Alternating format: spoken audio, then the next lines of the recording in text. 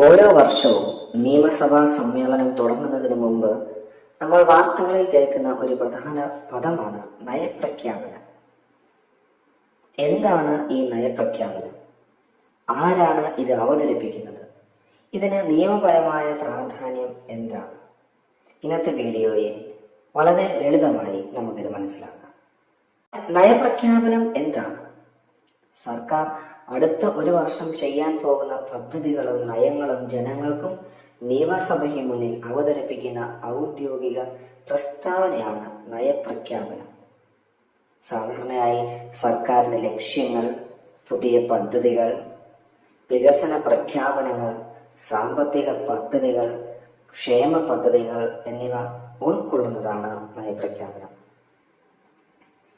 ആരാണ് നയപ്രഖ്യാപനം വായിക്കുന്നത്?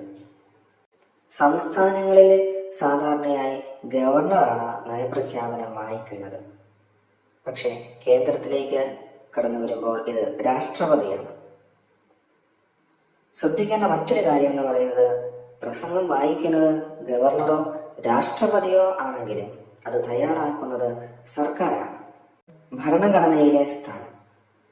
ഇന്ത്യൻ ഭരണഘടന പ്രകാരം ഓരോ വർഷവും ആദ്യ നിയമസഭാ സമ്മേളനത്തിന്റെ തുടക്കത്തിൽ നയപ്രഖ്യാപനം അവതരിപ്പിക്കണം. ഇത് സർക്കാരിന്റെ ഭാവി പ്രവർത്തനങ്ങളുടെ ഒരു റോഡ് മാപ്പ് പോലെയാണ്. ബജറ്റിനും നയപ്രഖ്യാപനത്തിനുമുള്ള വ്യത്യാസമല്ല. പലർക്കുമുള്ള ഒരു സംശയമാണിത്.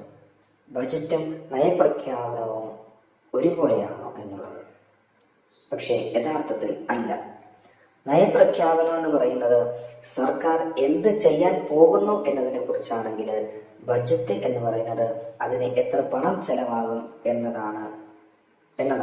അതാണ് ഇതിന്റെ ഏറ്റവും വലിയ വ്യത്യാസം എന്ന് പറയുന്നത്.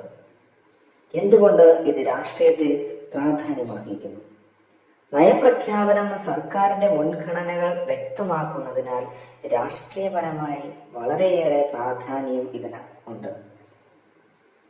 ഉദാഹരണത്തിന് തൊഴിൽ പദ്ധതികൾ, വിദ്യാഭ്യാസ പരിഷ്കാരങ്ങൾ, ക്ഷേമ പദ്ധതികൾ, ഇൻഫ്രാസ്ട്രക്ചർ വികസനം, ഇവയെക്കുറിച്ചുള്ള സർക്കാരിന്റെ ദിശ ഇതിലൂടെ മനസ്സിലാക്കാം. വിമർശനങ്ങളും വിവാദങ്ങളും. ചിലപ്പോഴെങ്കിലുമൊക്കെ പ്രതിപക്ഷം പറയുന്നത് ഇങ്ങനെയാണ്: നയപ്രഖ്യാപനത്തിൽ പറഞ്ഞ പല കാര്യങ്ങളും നടപ്പിലാക്കുന്നില്ല എന്ന രൂക്ഷ വിമർശനം പ്രതിപക്ഷം പലപ്പോഴും നടത്താറുണ്ട്. അതുകൊണ്ട് തന്നെ നയപ്രഖ്യാപനം രാഷ്ട്രീയ ചർച്ചകളിൽ വലിയ വിഷയമാകാറുണ്ട്. ഇപ്പോൾ നിങ്ങൾക്ക് നയപ്രഖ്യാപനം എന്താണെന്നത് വ്യക്തമായി മനസ്സിലായെന്ന് കരുതുന്നു.